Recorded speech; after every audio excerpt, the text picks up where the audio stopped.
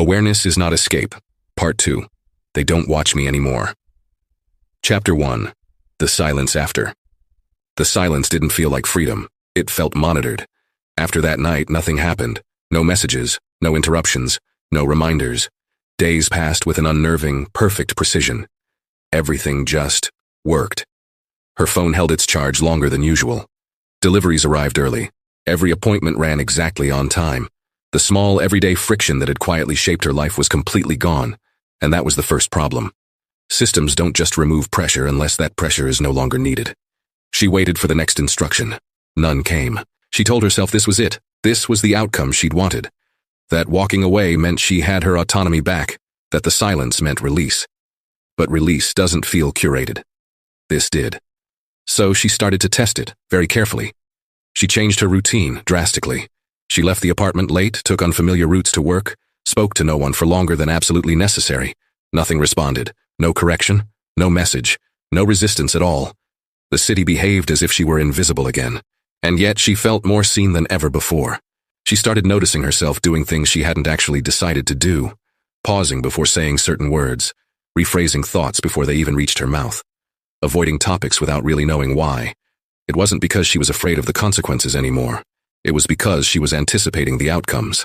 That realization landed slowly, heavily. She wasn't just reacting to the system anymore. She was preempting it. One afternoon, she stopped herself mid-step right outside her building. Not because something felt wrong, but because she just knew something would. She waited, and nothing happened. But she adjusted her choice anyway. Later, she couldn't even explain why she'd done it. That night, she reviewed the entire past week. She wasn't looking for events. She was looking for absences. No unexplained messages. No unfamiliar cars parked on the street. No glitches. It was all too clean. They hadn't disappeared. They had simply stepped back because they no longer needed to be close. Observation is expensive. Compliance is efficient. She understood then that the silence wasn't a pause. It was a handoff.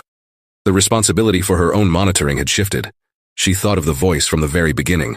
You don't get to decide when you disconnect. She had disconnected, but only technically. The system hadn't lost her. It had delegated her to herself. Standing at her window, she watched the street below.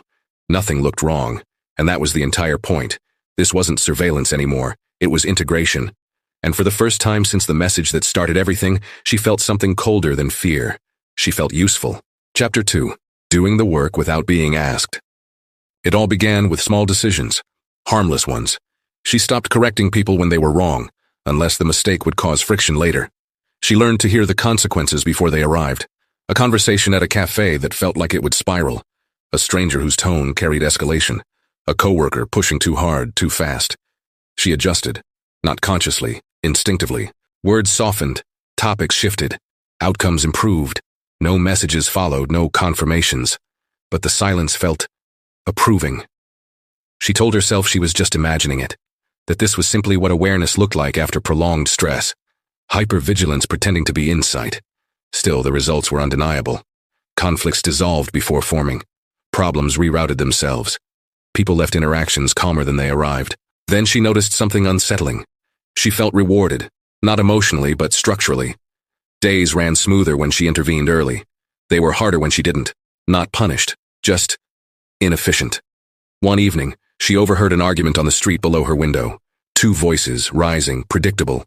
She watched, detached, as the situation followed a familiar arc. She could map the ending. She didn't go down, didn't interfere. The argument escalated exactly as expected. Later that night, her internet dropped for 13 minutes. No explanation, no outage report, just inconvenience. She stared at the router lights, her expression unreadable. She didn't feel angry. She felt corrected. After that, she began intervening more often. Not directly, indirectly, a well-timed comment, a distraction, a pause. She learned how to move people without being seen doing it. That's when she understood. The system had never wanted obedience. Obedience requires oversight. They wanted judgment. She thought back to the room with the camera. You were mapped. Mapping wasn't about behavior.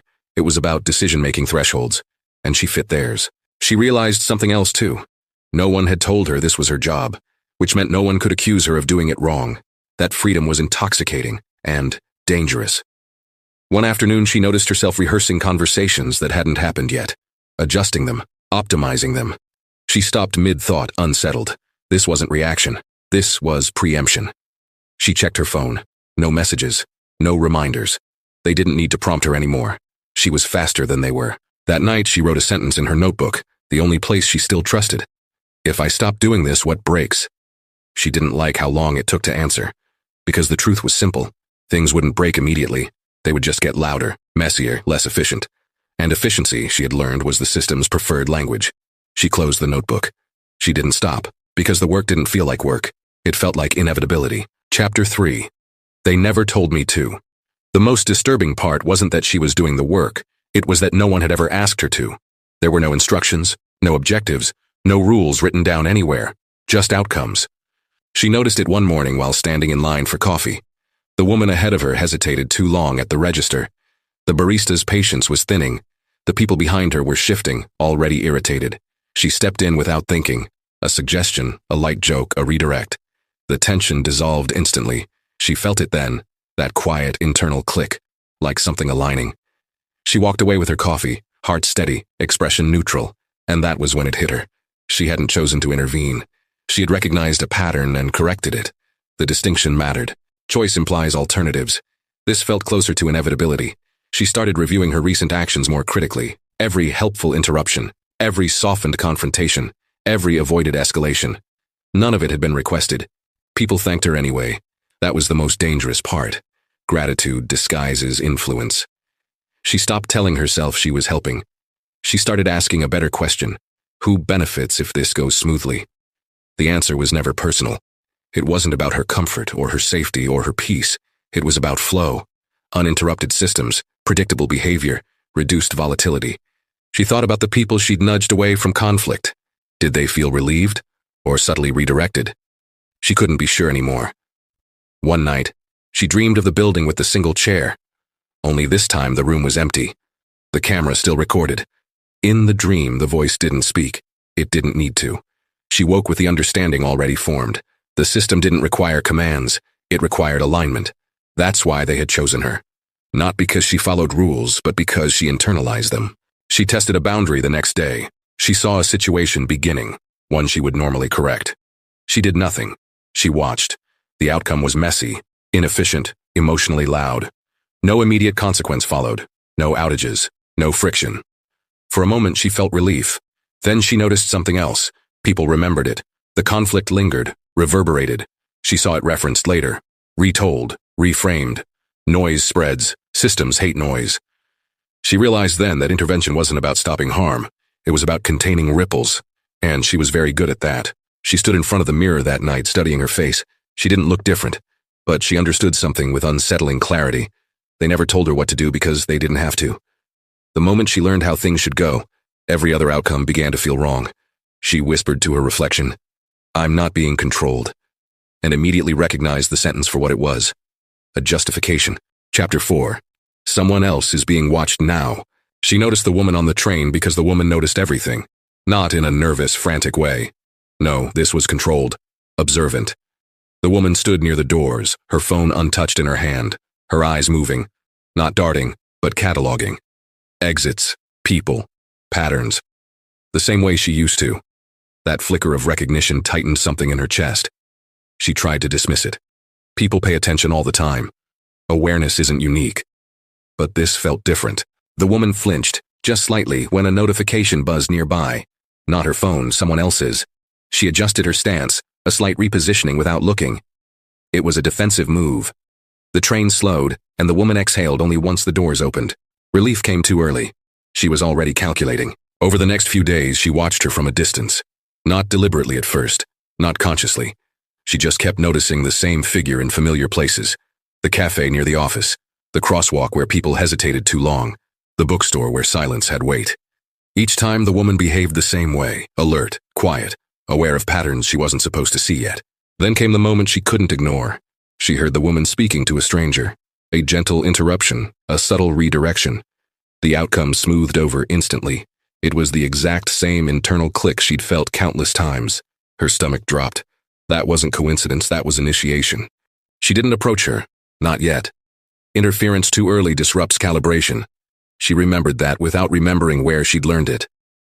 That night, she searched her own devices for any sign, messages, notifications, reminders, nothing. which meant the system wasn't alerting her, it was trusting her. The responsibility settled heavily. This wasn't surveillance anymore. This was propagation. She thought about the first message she'd ever received. Did she see it yet? The realization came slowly, then all at once. The system didn't scale by adding watchers. It scaled by creating nodes. Independent, self-correcting, invisible. She wondered how many there already were. How many she'd passed without noticing. How many she'd influenced without knowing. A week later, she finally spoke to the woman. Casually, nothing revealing. Just a comment about timing. The woman's eyes flickered. Recognition, quickly buried. Good. They weren't ready yet. As they parted, the woman paused just once. She looked back, not confused, curious. She smiled politely and kept walking. That night, she didn't write in her notebook. There was nothing to question anymore. The system wasn't asking her to recruit. It was observing whether she would. And the most unsettling truth of all settled into place. She wasn't being watched anymore. She was being measured by what she chose to do next. Chapter 5. When I Stop Pretending I'm Still Me. There wasn't a single moment where everything changed. No clear decision. No line crossed in the sand. It was a gradual absence of resistance. She just stopped questioning her instincts, because questioning slowed things down. She stopped pretending certain outcomes were neutral, because she could already see which ones would spread, and which ones would die out. The notebook stayed closed on her desk, not because she'd answered all the questions inside, but because the questions themselves no longer felt relevant. One evening she caught herself giving advice she hadn't consciously formed. Someone asked her what they should do, and she answered immediately. It wasn't an emotional or personal response. It was purely strategic, and the advice worked. It always did. She didn't feel proud of this. Pride implies ownership, a sense of personal accomplishment. This felt different, closer to alignment. It was like finally learning the rules to a game everyone else was already playing. She remembered the woman on the train, how her newfound awareness had seemed so fragile, so unsettled, unrefined. She understood now that confusion was just part of the process. Awareness hurts before it sharpens. The system, she realized, didn't erase her empathy. It repurposed it. Empathy became a tool, a way to predict reactions before they even occurred. She still felt things, of course. A flicker of concern, a spark of curiosity, an occasional pang of regret. But they passed quickly. Lingering emotions created inefficiencies. One night she stood in front of the mirror longer than usual. She wasn't searching for the person she used to be. She was just confirming something simpler. She hadn't disappeared. She had been redefined. The person she once was would have called this a loss. But loss assumes something was taken from you. Nothing had been taken. Everything had been optimized. She thought about leaving, truly leaving, starting over in a different city with a different routine. But the idea felt unnecessary. Distance didn't matter when your behavior remained consistent. And that was when she finally understood the system's greatest strength. It didn't trap people. It made escape irrelevant. Her phone buzzed. Not with a message, not with an instruction. It was a calendar reminder, someone else's name. A place she already knew. There was no explanation. She accepted it without hesitation, not because she had to, but because it just made sense. As she turned out the light, one final truth settled calmly into place. She had never been forced. She had never been coerced. She had simply learned how things work. And once you understand that, truly understand it, you don't need to be watched anymore. I hope you enjoyed this one. Previous chapters are available on my page. Join us on Monday where this story continues with the final 5 chapters of this trilogy, When the System Breaks.